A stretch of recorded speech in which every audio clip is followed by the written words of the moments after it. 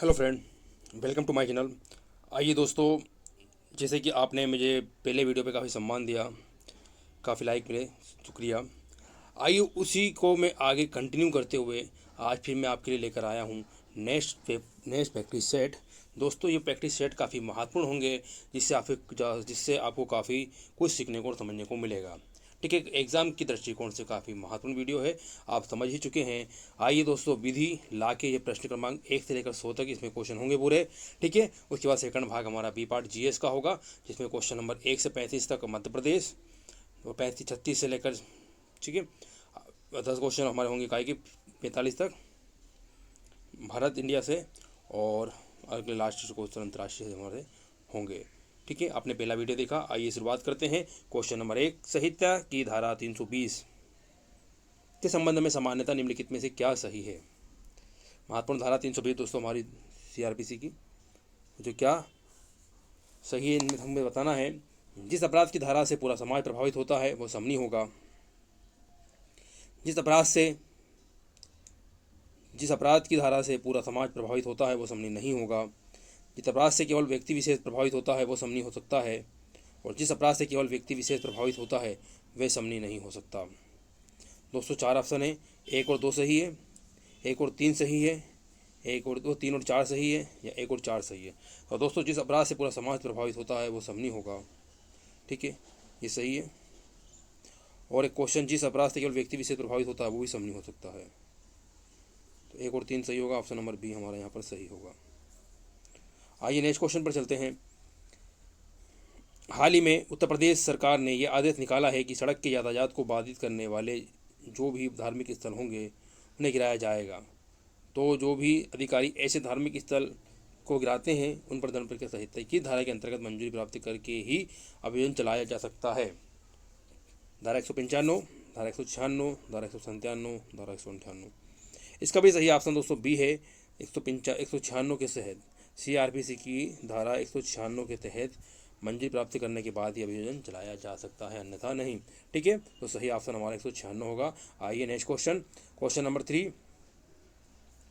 संहिता इस संहिता के अंतर्गत धारा 219 के प्रावधान कब लागू होंगे। 219 के प्रावधान कब लागू होंगे। अभियुक्त ने अपराध एक ही व्यक्ति के विरुद्ध किया हो, अभियुक्त ने अपराध एक से ज़्यादा व्यक्ति के विरुद्ध किया हो, अभियुक्त ने अपराध एक ही व्यक्ति के विरुद्ध किया हो या नहीं, उपरोक्त सभी। दोस्तों 219 के प्रावधान कब लागू होंगे, जब लागू होंगे जब अभियुक्त ने अपराध एक ही व्यक्ति के विरुद्ध किया हो या नहीं। ऑप्शन नंबर सी सही होगा। ठीक है, 3 क्वेश्चन हमारे। आइए फोर्थ, दंड प्रक्रिया संहिता के अंतर्गत सामान्यता अभिरक्षा संबंधी आदेश देने के लिए, सीआरपीसी के अंतर्गत सामान्यता अभिरक्षा संबंधी आदेश देने के लिए किसी एक मजिस्ट्रेट को विशेषता सशक्त किया जाता है। ऐसा सशक्त कौन करता है। मुख्य न्यायिक मजिस्ट्रेट करता है, सत्र न्यायालय करता है, उच्च न्यायालय करता है, राज्य सरकार करती है। तो दोस्तों ऐसा सशक्त करने का अधिकार जो है वो है हाई कोर्ट को, उच्च न्यायालय को। दोस्तों सही ऑप्शन हमारा सी, हाई कोर्ट को। आइए नेक्स्ट क्वेश्चन, यदि अभियुक्त ने जमानती अपराध किया है, कैसा अपराध किया दोस्तों, जमानती अपराध किया है, तो कितनी अवधि से दंडनीय अपराध कर धारा 389 धारा क्लोज 3 लागू होगी। 3 वर्ष से कम के, 3 वर्ष तक के, 3 वर्ष से अधिक के, ये सभी के। दोस्तों इसमें सही ऑप्शन होगा 300 सॉरी ऑप्शन नंबर सी। ठीक, 3 वर्ष से अधिक। आइए नेक्स्ट क्वेश्चन देखते हैं। क्वेश्चन नंबर 6, दंड प्रक्रिया संहिता के अंतर्गत अध्याय 33 में यदि किसी व्यक्ति को जमानत पर रिहा किया गया है तो ऐसे व्यक्ति को पुनः गिरफ्तार करने का निर्देश और अभिरक्षा के लिए सुपुर्द करने का आदेश निर्देश कौन सा न्यायालय दे सकता है। ठीक है, जमानत के बारे में, उपबंध के बारे में हमारा अध्याय 33 बात करता है। और ठीक है, तो जमानत पर रिहा किया गया हो तो ऐसे व्यक्ति को पुनः गिरफ्तार करने के लिए क्या कह रहा है, पुनः गिरफ्तार करने के लिए या अभिरक्षा में रखने के लिए, सुपुर्द करने के लिए कौन सा न्यायालय यहाँ पर आदेश दे सकता है। तो उच्च न्यायालय, सेशन न्यायालय, जब मजिस्ट्रेट का न्यायालय, या उपरोक्त सभी। तो दोस्तों सभी यहाँ पर सही ऑप्शन होगा। ये सब कोई इनमें से कोई सा न्यायालय भी है, सभी न्यायालय यहाँ पर ये आदेश निर्देश कर सकते हैं। आइए नेक्स्ट क्वेश्चन, क्वेश्चन नंबर 7, निर्णय में अभियुक्त को जब दंड दिया जाता है, निर्णय में अभियुक्त को जब दंड दिया जाता है या अभियुक्त पर आरोप लगाया जाता है तो वो आरोप हमेशा जिसमें परिभाषा दी गई होती है, आरोप जिसमें हमेशा परिभाषा दी गई होती है, अपराध की वो धारा नहीं लगाई जाती बल्कि वो धारा लगाई जाती है जिसमें दंड का प्रावधान होता है। ऐसा किस धारा के कारण किया जाता है? धारा 212, धारा 213, धारा 214 और धारा 221। दोस्तों वो लगाया जाता है धारा 214 के तहत। ऑप्शन नंबर सी सही होगा, ऑप्शन सी सही होगा 214 के तहत। आइए नेक्स्ट क्वेश्चन, क्वेश्चन नंबर 8। दंड प्रक्रिया संहिता में यदि अपराध चोरी अथवा लूट से संबंधित होता है, अपराध चोरी अथवा लूट से संबंधित होता है तो कौन सा न्यायालय जांच विचारण करेगा?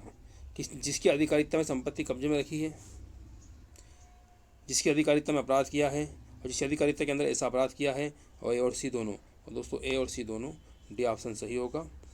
कब्जे में रखी है या इससे अंदर किया गया, ठीक है, तो सही ऑप्शन होगा डी। आइए नेक्स्ट क्वेश्चन, क्वेश्चन नंबर 9। यदि उच्चतम न्यायालय में अपील कर दी जाती है तो दंडादेश का निष्पादन किस अवधि के लिए मुलतवी किया जाता है? जब तक अपील का निपटारा नहीं हो जाता, जब तक कि अपील का निपटारा नहीं हो जाता, जब तक अपील की अवधि समाप्त नहीं हो जाती। ए और बी, ए या बी, ए या बी दोस्तों, इसका सही ऑप्शन होगा ऑप्शन नंबर डी। आइए नेक्स्ट क्वेश्चन 10, आखिरी क्वेश्चन होगा सीआरपीसी का। पुनरीक्षण के अंतर्गत न्यायालय जब मामले का अभिलेख मांगती है तो तब जब तक अभिलेख की परीक्षा लंबित रहती है तो क्या निर्देश दे सकता है? अभियुक्त यदि परिरोध में है तो उसे जमानत पर छोड़ दिया जाए, यदि अभियुक्त यदि परिरोध में है तो उसे बंद पत्र पर छोड़ दिया जाए, दंडादेश का निष्पादन निलंबित किया जाए, या सभी। तो उपरोक्त सभी दोस्तों ऑप्शन सही होगा डी। ठीक है, ये हमारे 10 क्वेश्चन कंप्लीट हुए। आइए एविडेंस एक्ट। प्रति परीक्षा के संबंध में निम्नलिखित में से कौन सा कथन सही है? सील का साक्ष्य देने वाले साक्षियों की प्रति परीक्षा नहीं की जा सकती। सील का साक्ष्य देने वाले साक्षियों की प्रति परीक्षा की जा सकती है। किसी साक्षी को उसके द्वारा पूर्वतन किए गए लिखित कथनों के बारे में प्रति परीक्षा नहीं की जा सकती है। किसी दस्तावेज को पेश करने के लिए बुलाए गए किसी भी व्यक्ति को प्रति परीक्षा की जा सकती है। गलत दोस्तों, सही ऑप्शन है इसमें सील के साक्ष्य देने वाले साक्षियों की प्रति परीक्षा की जा सकती है। ऑप्शन नंबर बी यहाँ पर सही होगा, बाकी सभी ऑप्शन हमारे गलत हैं। ठीक है, आइए नेक्स्ट क्वेश्चन, क्वेश्चन नंबर 12। निम्नलिखित में से कौन सी विधि को भारतीय साक्ष्य अधिनियम का आधार माना जाता है? उस स्थान की विधि जहां जांच की गई है, उस स्थान की विधि जहां अन्वेषण किया गया है, उस स्थान की विधि जहां मामले में कार्रवाई की जानी है, और उस स्थान की विधि जहां अपराध किया गया है। और सही ऑप्शन दोस्तों सी है, उस स्थान की विधि जहां मामले में कार्रवाई की जानी है, जहां मामले में कार्रवाई की जानी है। सी ऑप्शन सही होगा। आइए नेक्स्ट क्वेश्चन, क्वेश्चन नंबर 13। भारतीय साक्ष्य अधिनियम में सुसंगतता से तात्पर्य है विधिक सुसंगतता या तार्किक सुसंगतता, ए और बी, ए या बी। दोस्तों 13 का सही ऑप्शन होगा ए और बी। नेक्स्ट क्वेश्चन देखिए 14। भारतीय साक्ष्य अधिनियम के अंतर्गत न्यायिक अपेक्षा से तात्पर्य है साक्ष्य की अपेक्षा करना, न्यायालय को दी गई जानकारी, न्यायालय द्वारा दिया गया नोटिस, उपरोक्त कोई नहीं। दोस्तों सही ऑप्शन है इनमें से कोई नहीं, ऑप्शन नंबर डी। आइए नेक्स्ट क्वेश्चन। भारतीय साक्ष्य अधिनियम में प्रत्यक्ष रूप से उल्लेख नहीं मिलता है किसका? तो मौखिक साक्ष्य का मिलता है, दस्तावेजी साक्ष्य का भी मिलता है, द्वितीय साक्ष्य का भी मिलता है। नहीं मिलता है तो परिस्थितिजनक साक्ष्य का उल्लेख नहीं मिलता है। ऑप्शन नंबर हमारा डी सही होगा। ठीक है, परिस्थितिजन्य साक्ष्य का उल्लेख नहीं मिलता है, डी ऑप्शन सही होगा। आइए क्वेश्चन नंबर 16। उच्चतम न्यायालय ने अपने किस मामले में यह भी निर्धारित किया कि बाल साक्षी के साक्ष्य को सदैव संदेह की नज़र से नहीं देखा जाना चाहिए? पंछी बनाम राजस्थान राज्य, पंछी बनाम मध्य प्रदेश राज्य, पंछी बनाम उत्तर प्रदेश राज्य, पंछी बनाम बिहार राज्य। दोस्तों सही आंसर है ऑप्शन है इसका हमारा ऑप्शन नंबर सी, पंछी बनाम उत्तर प्रदेश राज्य इस बात में कहा गया था। आइए नेक्स्ट क्वेश्चन। भारतीय साक्ष्य अधिनियम की धारा 118 के अधीन निम्नलिखित में से कौन सक्षम साक्षी नहीं है? अभियुक्त नहीं है, 18 वर्ष से कम आयु का व्यक्ति नहीं है, पागल जो अपने पागलपन के असर के कारण उस कार्य की प्रश्न को समझने ऐसे एवं उसके उत्तर देने से निवारित हो। ये सही ऑप्शन है दोस्तों। ऐसी कंडीशन जो पागल हो, कोई उत्तर समझने के लिए मतलब समझ नहीं पा रहा हो, ठीक है, जो जिस जनता में पागल है उस समय ये सक्षम साक्षी नहीं होगा। ऑप्शन नंबर सी, जिस समय वो स्वास्थ्य मस्तिष्क हो जाता है उस समय वो साक्षी माना जाएगा, लेकिन पागल की कंडीशन में नहीं माना जाएगा, इसलिए ऑप्शन नंबर यहाँ पर सी सही होगा। आइए क्वेश्चन नंबर 18, भारतीय साक्ष्य अधिनियम की कौन सी धारा निरक्षर साक्षी पर लागू नहीं होती है? 154, 55, 59, 159, उपरोक्त से कोई नहीं दोस्तों, 159 सही ऑप्शन सी होगा, ठीक है, 159। आइए नेक्स्ट क्वेश्चन देखते हैं। 19, भारतीय साक्ष्य अधिनियम में लेखबद्ध विषयों के बारे में मौखिक साक्ष्य साक्षियों की परीक्षा के दौरान इस अधिनियम की किस धारा के अनुसार दिया जा सकेगा? 65(1) के अनुसार, 65(1) के अनुसार, 114 के दस्तान जी एवं एच के अनुसार, धारा 144 के अनुसार। दोस्तों सही ऑप्शन है इसका धारा 144 के अनुसार, धारा 144 के अनुसार, ऑप्शन नंबर डी सही होगा, ठीक है। आइए दोस्तों नेक्स्ट क्वेश्चन देखते हैं।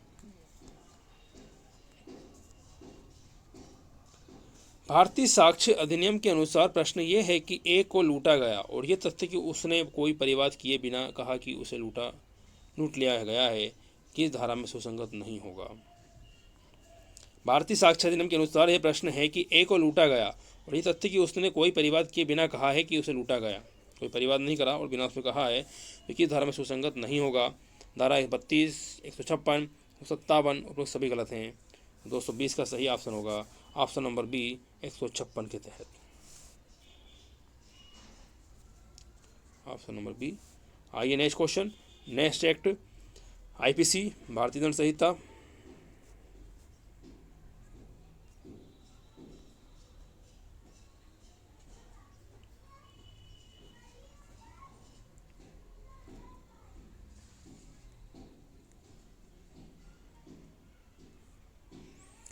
एक व्यक्ति जो वास्तव में चिकित्सक नहीं है अपने आप को चिकित्सक बताते हुए चिकित्सक की हैसियत से चिकित्सक की मुद्रा एवं अपने हस्ताक्षर सहित किसी रोगी को उसके रोगग्रस्त होने का प्रमाण पत्र देता है, इसका अपराध माना जाएगा।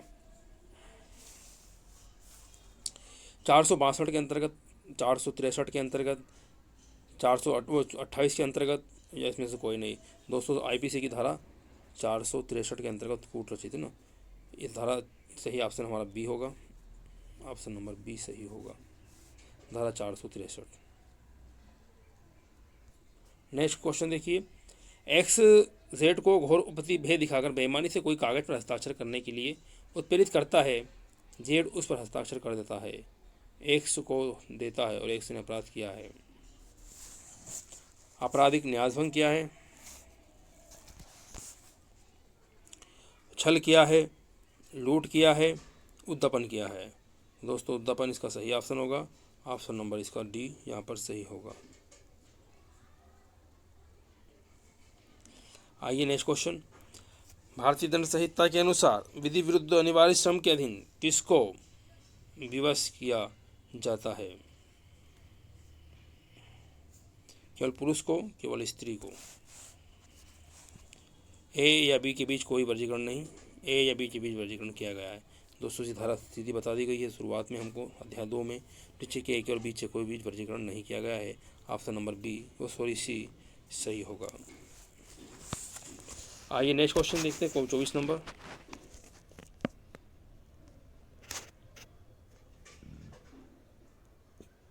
भारतीय दंड संहिता में जीवन के लिए संकटकारी अपराधों के विषय में उपबंध कहाँ दिए गए हैं? 299 से 377 तक, 299 से 311 तक, 312 से 318 तक, 359 से 374 तक। दोस्तों इसका सही ऑप्शन है 24 का बी 299 से 311 तक, आइए नेक्स्ट क्वेश्चन। भारतीय दंड संहिता के अधीन प्राइवेट प्रतिरक्षा का अधिकार निम्नलिखित में किसके लिए उपलब्ध है? शरीर को क्षति के संबंध में, जंगम संपत्ति के संबंध में, सत्तावर संपत्ति के संबंध में, उपरोक्त सभी के संबंध में। ऑप्शन नंबर डी सही होगा, सभी के संबंध में, चाहे शरीर हो, संपत्ति हो, चाहे स्थावर हो, चाहे चल हो। सही ऑप्शन होगा डी। आइए नेक्स्ट क्वेश्चन, क्वेश्चन नंबर 26। उच्चतम न्यायालय ने अपने किस मामले में यह भी निर्धारित किया कि जनता के समक्ष फांसी पर लटकाना बर्बरता है, जो संविधान के अनुच्छेद 21 का उल्लंघन भी है? तो ये कौन सा मामले में कहा गया था? मध्य प्रदेश राज्य बनाम रतन सिंह, जगमोहन सिंह बनाम उत्तर प्रदेश राज्य, अटॉर्नी जनरल ऑफ इंडिया बनाम लक्ष्मी देवी, और माछी सिंह बनाम पंजाब राज्य। सही ऑप्शन दोस्तों हमारा इसमें है option number C, attorney general of India बनाम लक्ष्मी देवी।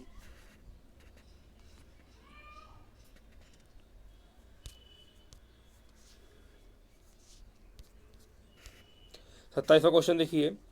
भारतीय दंड संहिता के अनुसार चल संपत्ति में किस प्रकार की संपत्ति होती है? हर प्रकार की आमूर्त संपत्ति, हर प्रकार की मूर्त संपत्ति, हर प्रकार की भूबद्ध संपत्ति, ए या बी? दोस्तों इसका सही ऑप्शन है मूर्त संपत्ति आती है इसके अंतर्गत, हर प्रकार की मूर्त संपत्ति। ऑप्शन नंबर बी सही होगा इसमें। आइए नेक्स्ट क्वेश्चन देखते हैं। एक जलाशय के किनारे पर अवस्थित होटल आपत्ति किए जाने के उपरांत भी अपने दूषित जल को जलाशय में छोड़ रहा है, जिससे जलाशय का पानी कलुषित हो रहा है, और होटल व्यवस्थापक को भारतीय दंड संहिता आईपीसी में किस अपराध से आरोपित किया जा सकता है? 276, 277, 278, 283। दोस्तों इसका अपराध जो है वो 277 के अंतर्गत सही माना गया है। उसको किस में अपराध किया जाएगा? 277। आइए ठीक है, 277 सही ऑप्शन होगा। आइए क्वेश्चन नंबर 29। परिवार नियोजन का विशेषज्ञ होने का दावा करने वाले एक व्यक्ति एक्स ने जेड को कुछ रसायन दिया। रसायन का उपयोग करने से जेड के गर्भ में पल रहे बच्चे की गर्भ में मृत्यु हो गई। एक्स ने भारतीय दंड संहिता के अधीन कौन सा अपराध किया है? गर्भपात कारित करने का अपराध किया है, हत्या का अपराध किया है, आपराधिक मानववध का अपराध किया है जो हत्या की कोटि में नहीं आता, और कोई अपराध नहीं किया क्योंकि वहाँ गर्भवती थी ये नहीं पता था।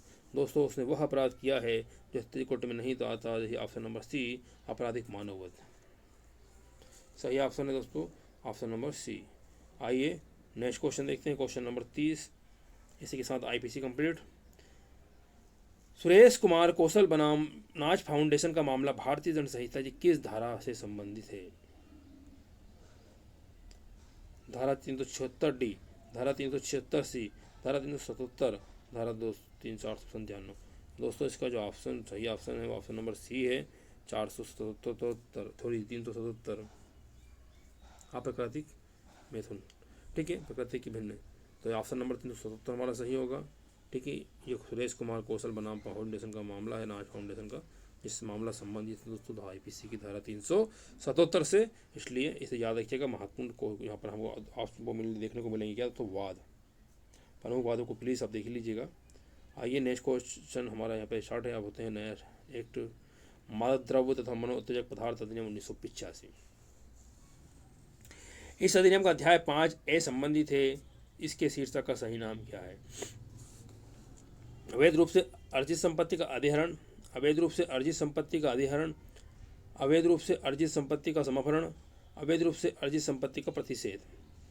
तो दोस्तों इसका सही ऑप्शन है अध्याय 5 से संबंधित है, अवैध रूप से अर्जित संपत्ति का समाहरण। ऑप्शन नंबर सी सही होगा। आइए नेक्स्ट क्वेश्चन 32। इस अधिनियम की धारा किस धारा में जब रोकने के सभी साधन असफल हो जाएं, सभी साधन असफल हो जाते हैं तो तलाशी हेतु जीव जंतु पर पर्यावरण पर गोली चलाई जा सकेगी? किस धारा में? धारा 48, 49, 50, 51। सही ऑप्शन दोस्तों धारा 49, बी ऑप्शन सही होगा। आइए लास्ट क्वेश्चन इस एक्ट का।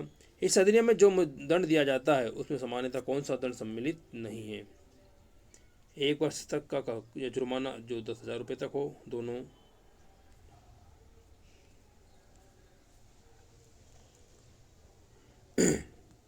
10 वर्ष तक का जुर्माना 1 लाख रुपये तक, ये दोनों। 10 वर्ष तक जुर्माना 1 लाख रुपये तक, 10 वर्ष से कम नहीं किंतु 20 वर्ष तक, और जुर्माना 1 लाख रुपये से कम नहीं 2 लाख तक हो सकेगा। दोस्तों इसमें जो सम्मिलित नहीं है वो है ऑप्शन नंबर बी, 10 वर्ष तक का जुर्माना या जुर्माना जो 1 लाख तक हो सकेगा, ये इसमें शामिल नहीं है। आइए नेक्स्ट क्वेश्चन। नेक्स्ट एक्ट, घरेलू हिंसा से महिलाओं का संरक्षण अधिनियम 2005। इस अधिनियम के धारा 18 का संरक्षण आदेश कब तक प्रभाव में बना रहेगा? कब तक बना रहेगा? व्यथित व्यक्ति के आवेदन करने तक, प्रत्याशी के दोषी सिद्ध किए जाने तक, व्यथित व्यक्ति द्वारा उन्मोचन के लिए आवेदन करने तक, प्रत्याशी के विरुद्ध जब विचारण चलता रहता है तब तक। 234 का सही ऑप्शन है व्यथित व्यक्ति द्वारा उन्मोचन के लिए आवेदन करने तक संरक्षण आदेश प्रभाव में रहेगा। ठीक, याद रखिएगा। आइए नेक्स्ट क्वेश्चन, क्वेश्चन नंबर 35। इस अधिनियम में सूचना पत्र की तामीली कितने दिन में होने का प्रावधान है? सूचना की तामील कितने दिन में? 1 दिन की अधिकतम अवधि, 1 दिन की न्यूनतम अवधि, 2 दिन की अधिकतम अवधि, 2 दिन की न्यूनतम अवधि। तो 235 का सही ऑप्शन है ऑप्शन नंबर सी, 2 दिन की अधिकतम अवधि। ऑप्शन नंबर सी सही होगा। आइए नेक्स्ट क्वेश्चन 36। इस अधिनियम में अभिरक्षा और प्रतिकर आदेश किन धाराओं में दिए गए हैं? इस अधिनियम में अभिरक्षा और प्रतिकर आदेश किन धाराओं में दिए गए हैं? दोस्तों 21 में और 22 में। इससे सही ऑप्शन है ऑप्शन नंबर बी, 21 और 22। आइए दहेज प्रतिशत अधिनियम 1961। जिस दिनांक को यह अधिनियम प्रबद्ध हुआ, लागू हुआ, उसी दिनांक पर कौन सा अधिनियम लागू हुआ था? साक्ष्य अधिनियम, संविदा अधिनियम, संपत्ति अंतरण अधिनियम, परिसीमा अधिनियम। महत्वपूर्ण क्वेश्चन दोस्तों। 37 का सही ऑप्शन है संपत्ति अंतरण अधिनियम। ठीक है, इन दोनों की लागू दिनांक एक ही है। आइए नेक्स्ट क्वेश्चन देखते हैं। इस अधिनियम की धारा 6(1) में किसी व्यक्ति ने दहेज प्राप्त किया और वो विवाह के समय ऐसा दुल्हन आवश्यक थी और कितनी अवधि में वो व्यक्ति दुल्हन को दहेज अंतरित करेगा? दोस्तों जिस धारा 6 पूछी गई है तो वह 18 वर्ष से आयु प्राप्त करने के पश्चात 3 माह के भीतर उसे ट्रांसफ़र कर देगा, अंतरित कर देगा। ठीक है, सही ऑप्शन हमारा ऑप्शन नंबर सी, 18 वर्ष आयु प्राप्त करने के पश्चात 3 माह के भीतर।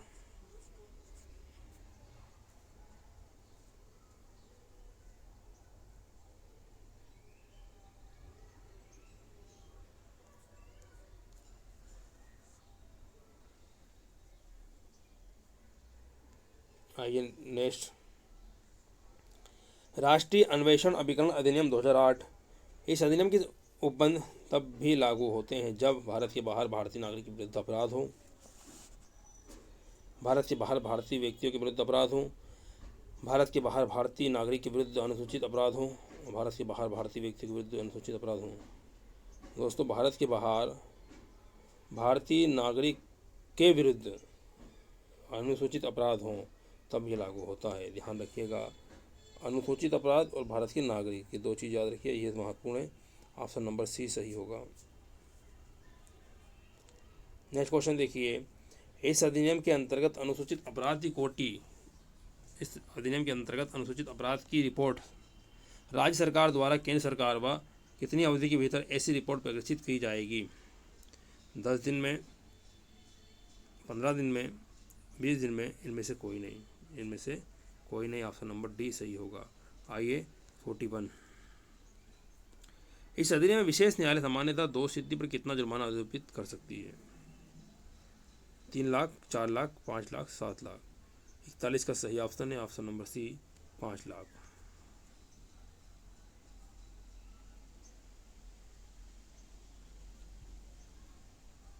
आइए नेक्स्ट एक्ट, गर्भधारण पूर्व प्रसव पूर्व निदान तकनीकी लिंग चयन प्रतिशत अधिनियम 1984। 94 सॉरी। इस अधिनियम का संबंध भारतीय दंड संहिता के किस अध्याय से है?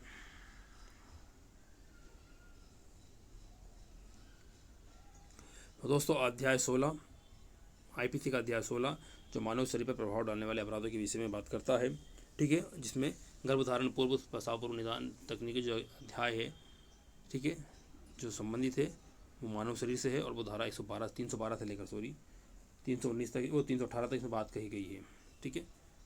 तो सही ऑप्शन होगा आपका नंबर सी, अध्याय 16। आइए नेक्स्ट क्वेश्चन देखते हैं। अधिनियम में लिंग अवधारण संबंधी विज्ञापन का प्रतिषेध करने हेतु दंड दिया बंधित है। कोई व्यक्ति यदि विज्ञापन करता है तो कितना दंड दिया जा सकता है उसको भैया? 2 वर्ष जेल और जुर्माना 10,000, 2 वर्ष जेल जुर्माना 10,000, 3 वर्ष जेल और जुर्माना 10,000, 3 वर्ष जेल और जुर्माना 10,000। 243 का सही ऑप्शन है सी, 3 वर्ष जेल और जुर्माना या जुर्माना, तो यहाँ पर है और जुर्माना, ठीक है, 3 वर्ष जेल और जुर्माना सही ऑप्शन सी होगा, ठीक है। यहाँ 3 वर्ष जेल या लिखा है, हो सकता है। आइए किसी को ऑप्शन नंबर सी हमारे यहाँ पर सही होगा, 3 वर्ष जेल और जुर्माना, ठीक है। आइए नेक्स्ट क्वेश्चन चलते हैं 44। अधिनियम में केंद्रीय पर्यवेक्षण बोर्ड का प्रधान अध्यक्ष होता है। कौन होता है? परिवार मंत्रालय विभाग का मंत्री, परिवार मंत्रालय विभाग का उपमंत्री, परिवार कल्याण मंत्रालय का विभाग का महामंत्री, या परिवार कल्याण मंत्रालय का विभाग का भार साधक मंत्री। दोस्तों इसका सही ऑप्शन है भार साधक मंत्री, ऑप्शन नंबर डी सही होगा, भार साधक मंत्री। आइए क्वेश्चन नंबर 45। महिलाओं का कार्यस्थल पर लैंगिक उत्पीड़न निवारण प्रतिषेध एवं प्रतिशोषण अधिनियम 2013। लैंगिक उत्पीड़न के संरक्षण तथा गरिमा से कार्य करने के अधिकार, महिलाओं के प्रति सभी प्रकार की विभेदों को दूर करने संबंधी अनुसमर्थन भारत सरकार ने किस दिनांक को अंतर्राष्ट्रीय परिसमूह और लिखतों को मान्यता प्रदान की है?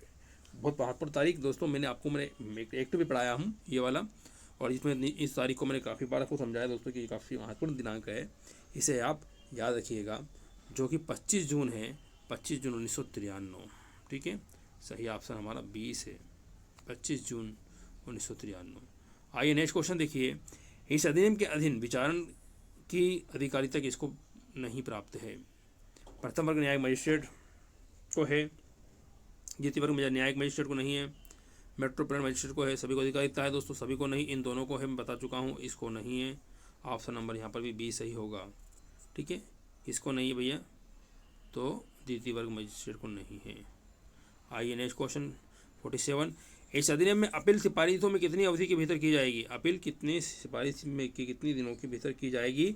तो इसका सही ऑप्शन है 30, 60, 90, 120। तो सही ऑप्शन सी 90 दिनों के भीतर की जाएगी, सिफारिश के 90 दिनों के भीतर, सही ऑप्शन सी होगा। आइए नेक्स्ट एक्ट, विधि विरुद्ध क्रियाकलाप निवारण अधिनियम 1967। 48 क्वेश्चन। इस अधिनियम में आतंकवाद के आगमों का समर्थन किस धारा में है? आतंकवाद की जो आगम है उनका जब्त किया सकता है कि धारा के अंतर्गत, और धारा 24A के अंतर्गत, सही ऑप्शन होगा 24A के अंतर्गत। आइए नेक्स्ट क्वेश्चन 49। इस अधिनियम में पुनर्विलोकन समिति का अध्यक्ष कौन होता है? सर्वोच्च न्यायालय का न्यायाधीश हो या रहा हो, उच्च न्यायालय का न्यायाधीश हो या रहा हो, उच्च न्यायालय का न्यायाधीश हो जिसे राज्य सरकार ने नियुक्त किया हो, और सर्वोच्च न्यायालय का न्यायाधीश हो जिसे केंद्र सरकार ने नियुक्त किया हो। सर्वोच्च न्यायालय का न्यायाधीश हो जिसे केंद्र सरकार ने नियुक्त किया हो, यह ऑप्शन सही है, ऑप्शन नंबर डी सही होगा। आइए क्वेश्चन नंबर 50। इस अधिनियम में निम्नलिखित में से किस धारा के अंतर्गत मृत्युदंड नहीं मिलता? धारा 10, धारा 14, धारा 16, धारा, ये सभी में मिलता है। ऑप्शन नंबर बी धारा 14 के अंतर्गत नहीं मिलता। आइए नेक्स्ट क्वेश्चन। लोक संपत्ति के नुकसान का निवारण अधिनियम 1984, क्वेश्चन नंबर 51। इस अधिनियम की प्रवर्तन दिनांक है 26/1/1983, 28/1/1984, 26/1/1984, 28/1/1983। सही ऑप्शन 1984, 28 जनवरी 1984 को इसे लागू किया गया। इस अधिनियम में जमानत संबंधी प्रावधान उपबंध की धारा में किए गए हैं? तो जमानत संबंधी प्रावधान धारा 5 में बताए गए हैं। INS act. मध्य प्रदेश अत्यावश्यक सेवा संधारण विच्छिन्नता निवारण अधिनियम 1979 ये क्वेश्चन नंबर 53। इस अधिनियम में किसी अत्यावश्यक सेवा से संबंधित व्यक्ति के संबंध में अभिप्रेत है right to work, right to service, refuse to work, refuse to service. सही ऑप्शन दोस्तों refuse to work, C option यहाँ पर सही होगा। याद रखिए, इस तरह से क्वेश्चन में हमें देखने को मिलेंगे। अधिनियम के अनुसार अत्यावश्यक सेवा से अभिप्रेत है धारा में वर्णित सेवा राज्य सरकार को विहित करें, उपरोक्त सभी या उपरोक्त कोई नहीं। 54 का सही ऑप्शन है।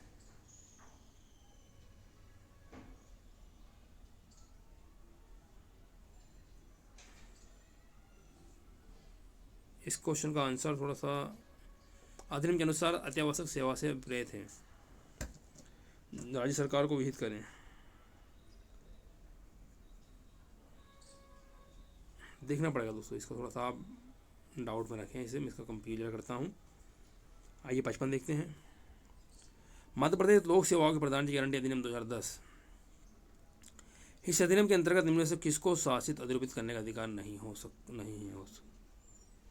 इसको नहीं है, पदाधिकारी अधिकारी को या प्रथम अपील अधिकारी को, दोनों को नहीं, दोनों को अधिकार है। तो 55 का सही ऑप्शन है, इन दोनों को अधिकार नहीं है। ये अधिकार है वो है द्वितीय अपील अधिकारी को, ठीक है, इन दोनों को नहीं है। ऑप्शन नंबर क्वेश्चन नंबर 56, यदि पदाभित अधिकारी को बिना किसी पर्याप्त कारण से सेवा प्रदान करने में विलंब किया तो इस अधिकारी पर न्यूनतम शासित अधिरूपित की जाएगी। दोस्तों 250 रुपये प्रतिदिन के हिसाब से, यहाँ पर 200, 250, तो 200, 300 और 500 उपयुक्त कोई नहीं। और 56 का सही ऑप्शन हमारा होगा ऑप्शन नंबर डी, इनमें से कोई नहीं। आइए क्वेश्चन नंबर 57। इस अधिनियम के अनुसार विशेष न्यायालय की अध्यक्षता कौन करता है। उच्च न्यायालय का मुख्य न्यायाधीश, विशेष न्यायालय का मुख्य न्यायाधीश, उच्च न्यायालय का नामदृष्ट न्यायाधीश, राज्य सरकार द्वारा नामदृष्ट न्यायाधीश। तो दोस्तों इसका सही ऑप्शन है राज्य सरकार जिसे नामदृष्ट करे ऐसा न्यायाधीश अध्यक्षता करेगा, ऑप्शन नंबर डी। आइए इस अधिनियम के अंतर्गत अपील जो धारा 16 में विनिश्चित आदेश के विरुद्ध की गई कितनी अवधि के भीतर निपटाई जाएगी। 2 माह, 4 माह, 6 माह या 1 वर्ष। दोस्तों इसका सही ऑप्शन होगा ऑप्शन नंबर सी, 6 माह के अंतर्गत। मध्य प्रदेश राज्य सुरक्षा अधिनियम 1990 देखते हैं। अधिनियम विशेष रूप से सख्त अधिकारी के आदेश से व्यथित व्यक्ति किसके समक्ष आवेदन करेगा। जिला मजिस्ट्रेट के समक्ष करेगा या अपराधिकृत अधिकारी, उच्च न्यायालय द्वारा नामदृष्ट न्यायाधीश, राज्य सरकार द्वारा नामदृष्ट न्यायाधीश। सही ऑप्शन होगा 59 का सी, उच्च न्यायालय द्वारा नामदृष्ट न्यायाधीश, ऑप्शन नंबर सी सही होगा। आइए एक और देखते हैं 60 क्वेश्चन। इस अधिनियम में प्रत्योजन संबंधी अधिकार राज्य सरकार को प्राप्त है। प्रत्योजन के अंतर्गत क्या प्रत्योजित होता है। केवल शक्तियाँ, केवल कर्तव्य, ए और बी दोनों, या ए या बी। दोस्तों इसका भी सही ऑप्शन सी, ए और बी, सी ऑप्शन सही होगा। आइए नेक्स्ट क्वेश्चन। SC/ST एक्ट 1989 उच्चतम न्यायालय का 2018 में ऐतिहासिक एवं बहुचर्चित निर्णय जो गिरफ्तारी के प्रभाव से संबंधित थे, कौन सा वाद है। यहाँ पर बहुत महत्वपूर्ण वाद है दोस्तों ये, और ये है हमारा सुभाष काशीनाथ महाजन बनाम महाराष्ट्र राज्य का जो प्रमुख वाद है। पूरे देश में इसमें महल का मचा रखा था, पूरे देश में विरोध हुआ था, ठीक है। और ये आप है हमारा, इसे याद रखिएगा, ये पूछा जा सकता है एग्जाम में भी, ठीक है। STSC में सुभाष काशीनाथ महाजन विरुद्ध महाराष्ट्र राज्य, कौन सा राज्य, महाराष्ट्र राज्य का ये वाद है, याद रखिएगा, ठीक है। Question number 62। अधिनियम की परिभाषा खंड के अनुसार अत्याचार से विपरीत धारा 3 के अधीन क्या है। दंडनीय जुर्माना, दंडनीय शास्ति, दंडनीय प्रतिकर, या उपरोक्त में से कोई नहीं। 62 का सही ऑप्शन है उपरोक्त में से कोई नहीं। अधिनियम की धारा 4 में संज्ञान कौन लेगा। सेशन न्यायालय, विशेष न्यायालय, अनन्य विशेष न्यायालय, बी और सी। और दोस्तों अब यहाँ पर दोनों ऑप्शन सही हैं, बी और सी, विशेष न्यायालय और अनन्य विशेष न्यायालय संज्ञान लेगा। आइए नेक्स्ट क्वेश्चन, क्वेश्चन 64। भ्रष्टाचार निवारण अधिनियम 1988। इस अधिनियम की वो कौन सी धारा है, इस अधिनियम की वो कौन सी ऐसी विशेष धारा है जिससे जांच, अन्वेषण और या पूछताछ तीनों का संगम अपराध से संबंध में होता है। 17(17)A, 18(18)A और 64 का सही ऑप्शन होगा ऑप्शन नंबर बी 17A। आइए 65 अधिनियम की धारा 26 में विशेष न्यायाधीश की जो नियुक्ति होती है वो किस अधिनियम के अंतर्गत होती है। भ्रष्टाचार निवारण अधिनियम 1947, 1988, दंड विधि संशोधन अधिनियम 1954 या दंड विधि संशोधन अधिनियम 1952।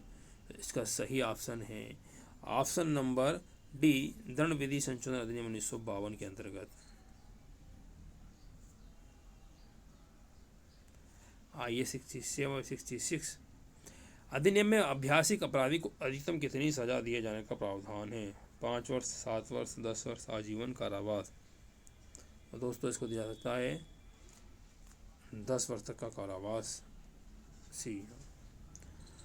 आयुध शस्त्र अधिनियम 1959 का क्वेश्चन नंबर 67। इस अधिनियम में नवीनतम संशोधन की प्रवर्तन दिनांक क्या है।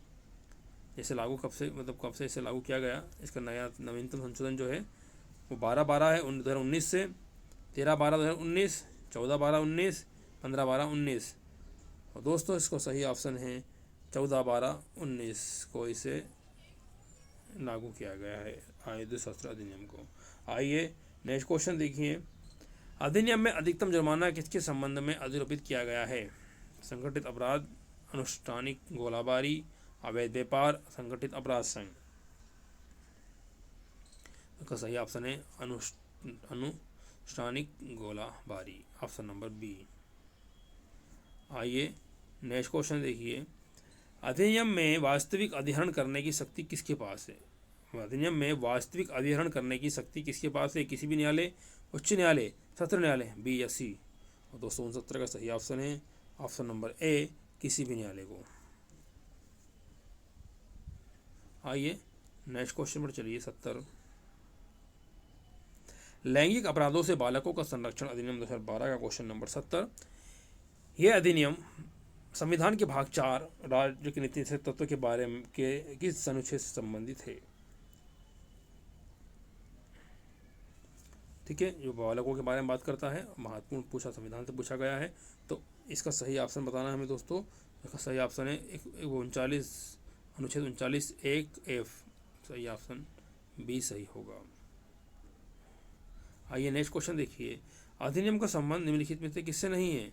गुरुतर लैंगिक हमला, गुरुतर प्रवेशन लैंगिक हमला, प्रवेशन लैंगिक हमला, उपरोक्त सभी दिए गए हैं। ऑप्शन नंबर 71 का सही होगा डी।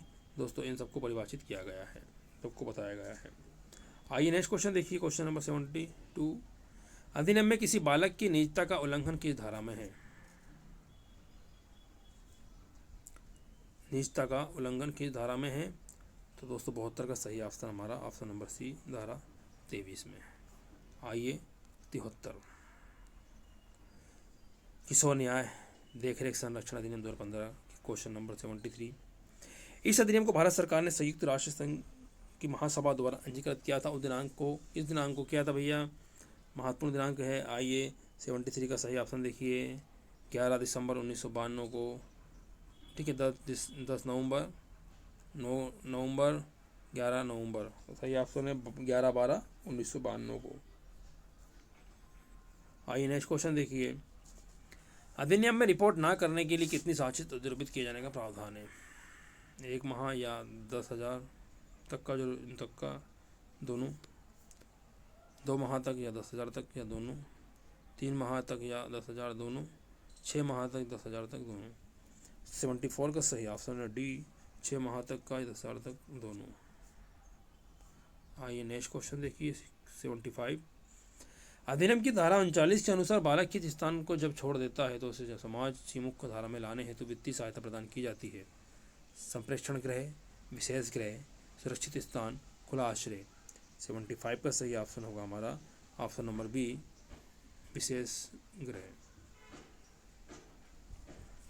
आइए महिलाओं का शिशुरोपण प्रतिशत अधिनियम 1986 का क्वेश्चन नंबर 86 देखते हैं। इस अधिनियम की धारा 2 में निम्नलिखित में से क्या परिभाषित नहीं है। वितरण, नमूना, विज्ञापन, पैकेज। तो वितरण है, विज्ञापन है और पैकेज है, नमूना नहीं है। ऑप्शन नंबर बी सही होगा। 76 का सही ऑप्शन है बी, नमूना। इस अधिनियम में अधिकतम शासित कितनी अधिरोपित किए जाने का प्रावधान है?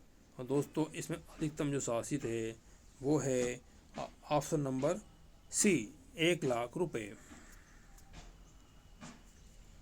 आइए नेक्स्ट क्वेश्चन देखिए, क्वेश्चन नंबर, आइए इधर चलते हैं, 78। मध्य प्रदेश आबकारी अधिनियम 1915 का क्वेश्चन नंबर 78, इस अधिनियम में अपराधों का समन करने की शक्ति किसको प्राप्त है? तो दोस्तों 78 का सही ऑप्शन है कलेक्टर को यहाँ पर प्राप्त है। सही ऑप्शन होगा डी, कलेक्टर को। इस अधिनियम में विदेशी और देसी शराब के बीच अंतर निर्भर कौन करता है? दोस्तों राज्य सरकार करती है। यहाँ 79 का सही ऑप्शन होगा ऑप्शन नंबर डी, राज्य सरकार अधिसूचना द्वारा घोषित करने पर चार बात करती है। ठीक है। आइए 80, अधिनियम के अधीन शराब की दुकान किस धारा में अनुज्ञप्ति प्राप्त करती है? तो दोस्तों 80 का सही ऑप्शन सी होगा, 17 के अंतर्गत। आइए क्वेश्चन नंबर 81, बाल विवाह प्रतिशत अधिनियम 2006। यह अधिनियम पुदुचेरी संघ क्षेत्र के किस स्थान पर लागू नहीं है? सेनोसाओ, मेनोसाओ, रेनोसाओ या आनोसाओ? तो दोस्तों सही ऑप्शन है इसका क्वेश्चन बड़ा सी, रेनोसाओ, ऑप्शन नंबर सी सही होगा। क्वेश्चन नंबर 82, इस अधिनियम में बाल विवाह प्रतिशत अधिकारी की नियुक्ति किस धारा में की जाती है? तो बाल जो नियुक्ति की जाती है दोस्तों वो 16 के अधीन नियुक्ति की जाती है, ऑप्शन नंबर सी सही होगा। आइए नेक्स्ट क्वेश्चन देखिए, अधिनियम में बाल विवाह करने वाले पुरुष वयस्कों के लिए दंड 1 वर्ष तक या 1,00,000 तक जुर्माना, दोनों?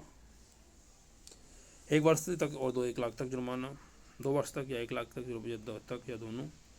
दोस्तों सही ऑप्शन है ऑप्शन नंबर सी, 83 का 2 वर्ष तक या 1,00,000 तक का जुर्माना, दोनों हो सकता है, ऑप्शन नंबर सी सही होगा। आइए सूचना प्रौद्योगिकी अधिनियम 2000 का क्वेश्चन नंबर 84, यह अधिनियम लागू किया गया था। ठीक है, तो यह अधिनियम दोस्तों 17 अक्टूबर 2000 से इसे लागू किया गया था, ऑप्शन नंबर डी सही होगा, 17 अक्टूबर, याद रखिएगा 17 अक्टूबर।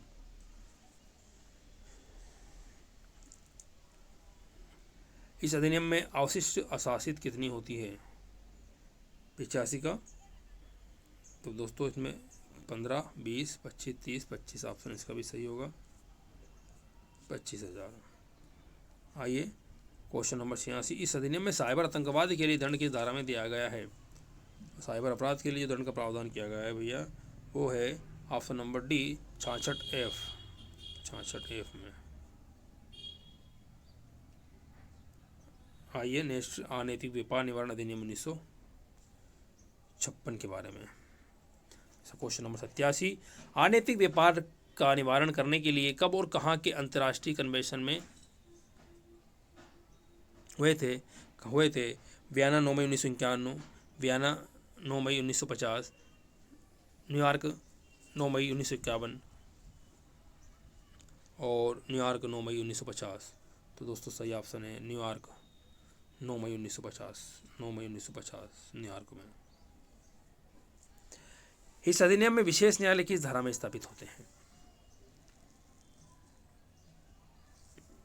दोस्तों इसका सही ऑप्शन है option number 22A, C option सही है।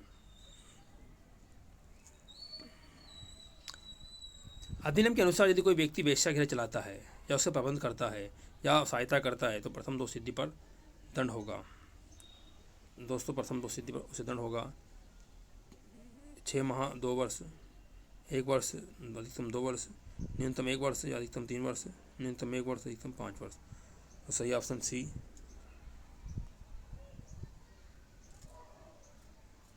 1 वर्ष, न्यूनतम 1 वर्ष, अधिकतम 3 वर्ष तक हो सकता है। आइए नेक्स्ट क्वेश्चन पर चलते हैं। 90, मानव अधिकार संरक्षण अधिनियम, यह अधिनियम किस दिनांक को लागू होगा? संशोधन हुआ 2 अगस्त 2019 से संशोधन दोस्तों लागू है। ये सही ऑप्शन है हमारा 90 का ऑप्शन नंबर सी, 2 अगस्त 2019 से।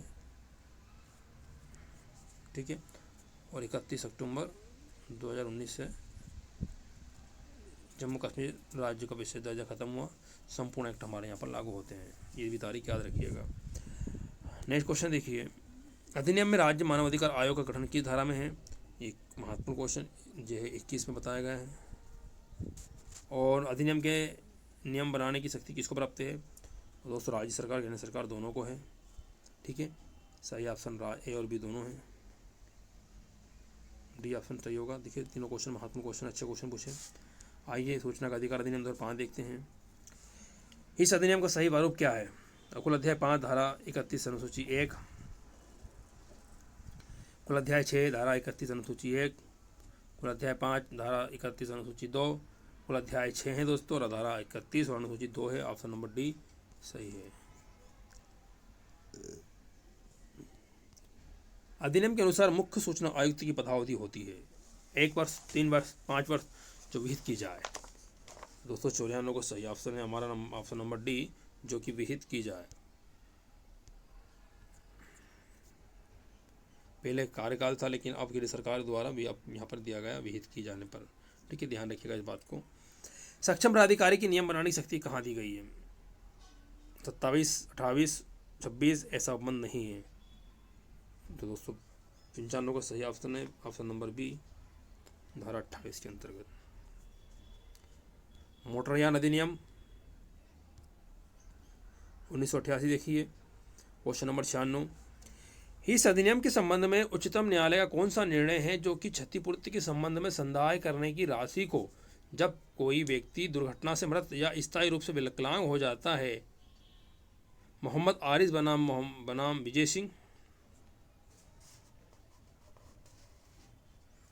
मोहम्मद अकबर बनाम विजय मोहन, कुन्ही मोहम्मद बनाम अहमद कुट्टी और असलम बनाम अजीत सिंह। दोस्तों सही इसका ऑप्शन है कुन्ही मोहम्मद बनाम अहमद कुट्टी, ऑप्शन नंबर सी।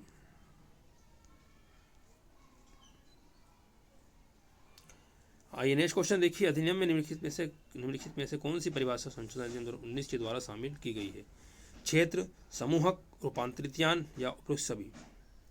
97 का सही ऑप्शन है ऑप्शन नंबर डी, इन सभी को।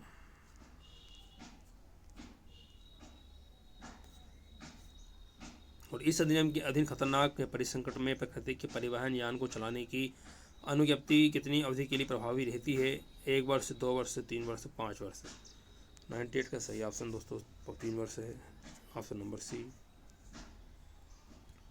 आइए 99 और 100। अधिनियम में सिविल न्यायालयों की अधिकारिता के वर्जन से संबंधित कौन सी धारा है? 94, 95, 96, 97। दोस्तों इसका सही ऑप्शन है ए, 94। अधिनियम में दौड़ और गति का मुकाबला करना दंडनीय अपराध है। इसके लिए कितनी सजा है? 1 माह तक या 2000 रुपये तक, 2 माह तक 5000 रुपये तक, 3 माह तक 5000 रुपये तक, 2 माह तक 2000 रुपये तक। सही ऑप्शन सी है दोस्तों, 3 माह तक या 5000 रुपये तक। ठीक है, ये हमारे दोस्तों लास्ट के क्वेश्चन कंप्लीट हुए 100। आपके इन 100 में से कितने क्वेश्चन सही हुए? यदि आप 60+ क्वेश्चनों को सही कर पा रहे हैं तो आपका सिलेक्शन पक्का है। यदि इससे कम कर पा रहे हैं तो थोड़ा सा आपको मेहनत की ज़रूरत है। ध्यान रखिएगा, कमेंट करके बताइएगा। आइए क्वेश्चन नंबर 101, सामान्य ज्ञान। मध्य प्रदेश में सर्वाधिक संख्या लिंग जनगणना 2011 के अनुसार किसकी है? सिखों की, जैनों की, ईसाइयों की, बौद्ध की। ठीक है दोस्तों, 101 का सही ऑप्शन है ऑप्शन नंबर बी, जैनों की।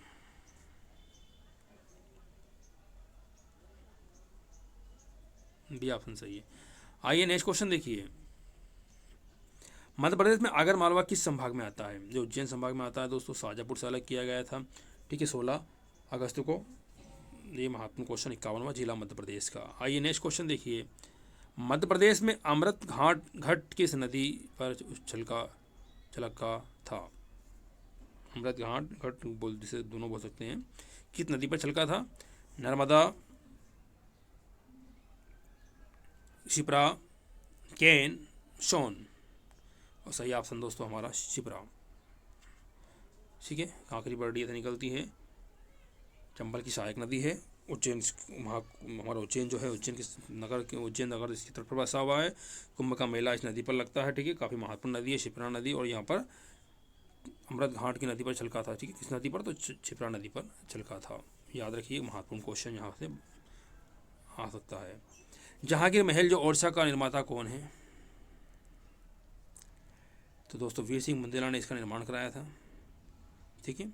सही ऑप्शन होगा option number A, Veer Singh Bundela. आइए, मध्य प्रदेश में गजानन माधव मुक्ति बोध पुरस्कार किस क्षेत्र में दिया जाता है?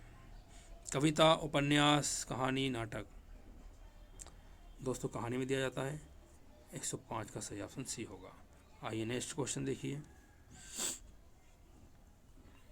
निराला सृजन पीठ स्थित है,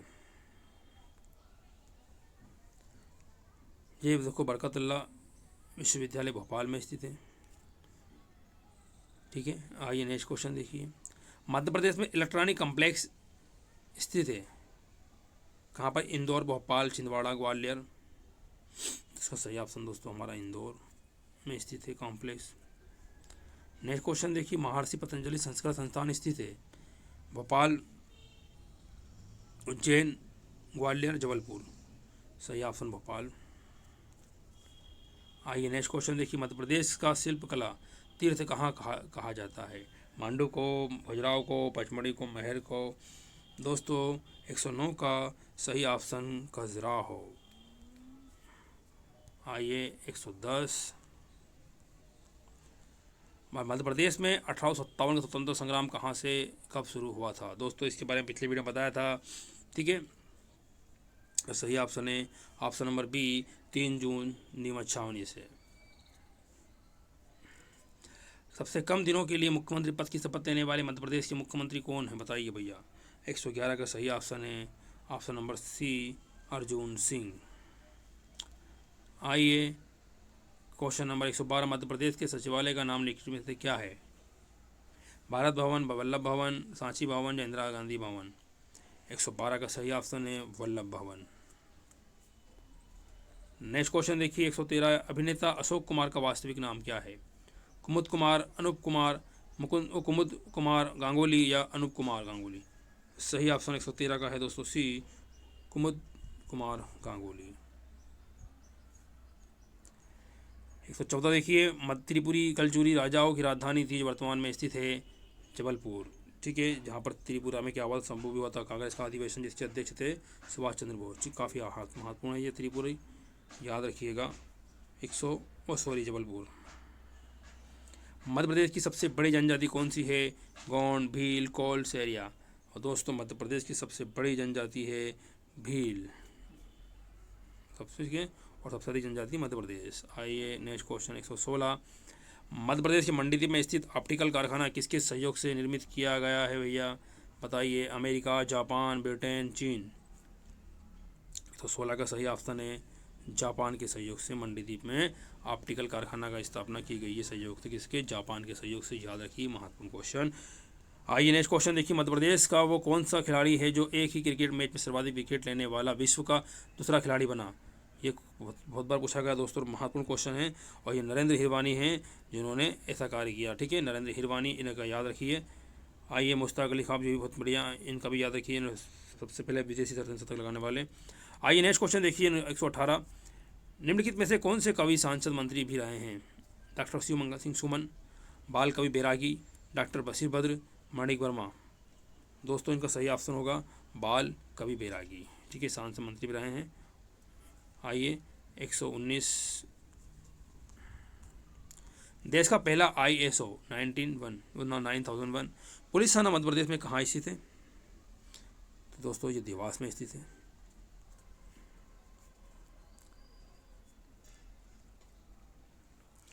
नेक्स्ट क्वेश्चन देखिए। मध्य प्रदेश से पहले पुलिस महानिदेशक कौन थे? ठीक है, ये भी क्वेश्चन महत्वपूर्ण है। BP दुबे हैं, ठीक, याद रखिए BP दुबे को। और मध्य प्रदेश की प्रथम किन्नर महापौर कौन थी? दोस्तों ये बनी है दोस्तों, ये भी काफ़ी ठीक है, अच्छा क्वेश्चन है मध्य प्रदेश के लिए। और सही ऑप्शन है कमला जान, इसका सही ऑप्शन कमला जान, इनको बनाया गया था। आइए 122 क्वेश्चन देखते हैं। मध्य प्रदेश बौद्ध विश्वविद्यालय सेना स्थल है कहाँ पर बनाया? दोस्तों ये बनाया गया सांची में, बुधनी, अब्दुल्लागंज, उदयगिरी और सांची। तो सांची इसका सही ऑप्शन होगा। उज्जैन के महाकालेश्वर मंदिर को किसने लूटा था? मोहम्मद गोरी ने, कुतुबुद्दीन ऐबक ने, इल्तुमिश ने या अकबर ने? तो दोस्तों महाकालेश्वर मंदिर आप जानते हैं उज्जैन का, इसको लूटा था इल्तुमिश ने इस मंदिर को लूटा था। ऑप्शन नंबर 123 का सी सही होगा।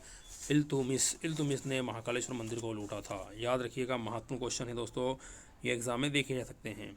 राजा भोज किस वंश का था? दोस्तों 124 का सही ऑप्शन डी है, परमार वंश का था, जिसने धार में राजधानी धार और काफ़ी धार में राज किया। सही ऑप्शन परमार वंश है, और ये भोज है, ओज नहीं है, ठीक है, सही करेंगे। आइए नेक्स्ट क्वेश्चन देखते हैं, मध्य प्रदेश में पचमढ़ी किस पर्वत श्रेणी पर स्थित है? दोस्तों मध्य प्रदेश में पचमढ़ी जो है वो महादेव पर्वत श्रृंखला पर स्थित है। इस बारे में आपको मैंने मध्य प्रदेश की पढ़ाया पर्वत, उसमें सारी चीज़ समझाया। राजपीपला का पहाड़, राजपीपला पर्वत श्रृंखला, महादेव पर्वत श्रृंखला और मेकाल पर्वत श्रृंखला, ठीक है। तो महादेव में हमारी ये पचमढ़ी स्थित है, ठीक। आइए नेक्स्ट क्वेश्चन देखिए 126, मध्य प्रदेश में सर्वाधिक पाई जाने वाली मिट्टी कौन सी है? तो मध्य प्रदेश में सर्वाधिक पाई जाने वाली मिट्टी काली मिट्टी है भैया, ठीक है। सर्वाधिक महाराष्ट्र के बाद दूसरा नंबर मध्य प्रदेश में सर्वाधिक काली मिट्टी पाई जाती है। आइए धासान नदी का उद्गम स्थल कहाँ है? सिवनी, सागर, सीहोर, सतना? तो दोस्तों धासान नदी का जो स्थल है वो है 127 का सी, सागर। आइए नेक्स्ट क्वेश्चन देखिए, राजकीय पक्षी दूधराज का संरक्षण किस अभ्यारण्य में होता है? काफ़ी अच्छा क्वेश्चन, ठीक है। दोस्तों 128 का सही option option number B, Sardarpur अभ्यारण्य में, सरदारपुर अभ्यारण्य में दोस्तों, याद रखिएगा।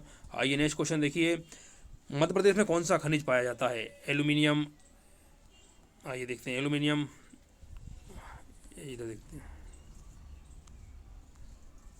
Aluminium, asbestos, barium, sulphate, bauxite? 229 का सही ऑप्शन है ऑप्शन नंबर डी, बॉक्साइट। आइए क्वेश्चन नंबर 130, चकित है दुख रचना के साहित्यकार कौन है? भरत जोशी हैं, भवानी प्रसाद मिश्र हैं, मुल्ला रामू जी हैं, रही शंकर परसई हैं? दोस्तों चकित है दुख का रचयिता जो हैं काफ़ी अच्छी कविता है, ठीक है। इसके साहित्यकार कौन है?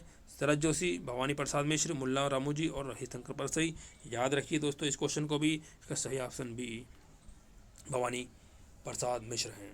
आइए लास्ट क्वेश्चन 5 देखते हैं, रानी अवंती बाई की समाधि कहाँ पर है? रानी अवंती बाई की समाधि दोस्तों मंडला में है, मंडला में उन्होंने राजधानी थी इनकी, ठीक है, गढ़ा मंडला, ये याद रखिए, काफ़ी महत्वपूर्ण क्वेश्चन। मध्य प्रदेश की एकमात्र आदिवासी खेल विश्वविद्यालय, खेल विद्यालय है की स्थापना कहाँ, बंद हो गया, खेलकूद विश्वविद्यालय की स्थापना कहाँ की गई?